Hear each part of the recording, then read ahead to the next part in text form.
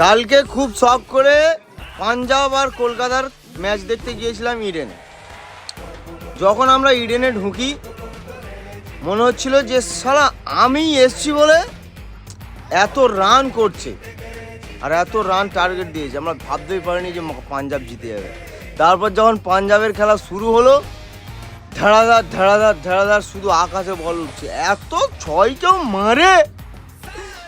হ্যাঁ, তখন মনে হচ্ছিল নিজেকে অপয়া আছে, সালা আমি এসছি বলে মনে হয় ম্যাচটা হারলো, আমি এসছি বলে মনে হয় ম্যাচটা হারলো। আমার পাড়ায় আসতে আমার কেউ টিকতে দেয়নি। ম্যাচ হেরেছি, ভালো হয়েছে। ইডেন গার্ডেন থেকে বেরিয়ে আমাদের গাড়ি খুঁজে পাইনি, গাড়ি খুঁজতে খুঁজতে 1টা বেজে গেছে, বাড়িতে আস্তে আস্তে 3টে বেজে গেছে, ঘরে শুয়েও ঘুমোতে পারিনি।